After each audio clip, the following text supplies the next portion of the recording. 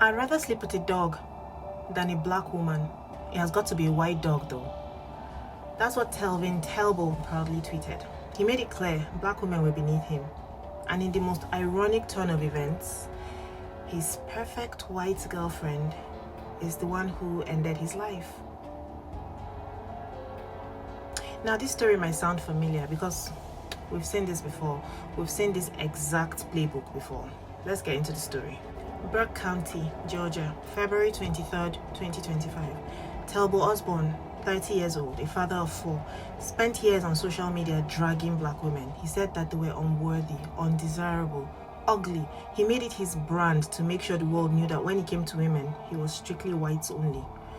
And on that fateful February night, the white woman in question was 28-year-old Hannah Grace Cobb.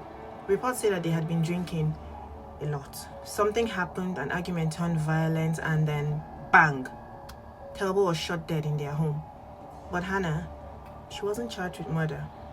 Not even voluntary manslaughter, nope. Just involuntary manslaughter. The legal equivalent of, oops, my bad, sorry. And she's cooperating with the police, so you already know what that means. Now let's rewind 3 years back because we've seen this exact story before. I meant it when I said we've seen it before. Let's go back to the story of Obumseli in Miami, Florida, April 2022.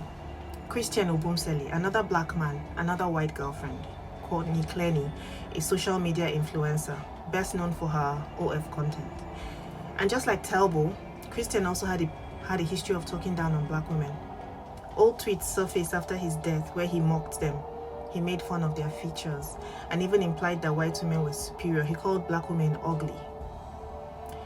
Well, his superior white girlfriend, she stabbed him to death one day. Courtney claimed that it was in self-defense, but evidence has showed that Christian wasn't the one with the violent history. She was. There were videos, lots of videos of her physically attacking him in public. There were police reports, witnesses who had seen their relationship spiral into something toxic and dangerous. But after she killed him, she wasn't even arrested right away. In fact, 2 days after the killing, she was out at a bar, drinking cocktails, acting like nothing had happened. It took months of public outcry, pressure, and overwhelming evidence before she was finally charged with second-degree murder. Now let's get into the parallels. How do these two cases look the same? Black men who publicly rejected and hated black women. White girlfriends with violent histories. Domestic disputes that ended in death. Lastly, a legal system hesitant to punish the white woman involved. But there's a bit of a difference as well in their cases. Courtney Clenny got murder charges. At least she got murder charges. Hannah Cobb, involuntary manslaughter. I cannot tell you how much less than murder involuntary manslaughter is. But do you see the pattern? And here's the thing, normally when a black man is killed under suspicious circumstances, the black community is loud about demanding justice. But in these cases, the support just isn't as strong. Why?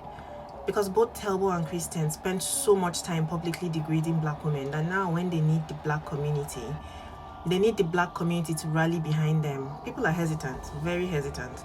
That hesitation isn't because anybody thinks that they deserve to die. Let's be clear about that. Nobody deserves to die like that. It's because it's hard to fight for someone who made it very clear that they wouldn't have fought for you if you were in the same situation. Now, I want to be clear. I have nothing against interracial relationships. I love them. My own family is made up of beautiful interracial relationships. Love who you love, that's not the issue here. What I don't understand is the need to tear down women of your own race just to justify your preference. You can have a type, a preference, a dream girl. That one is your business.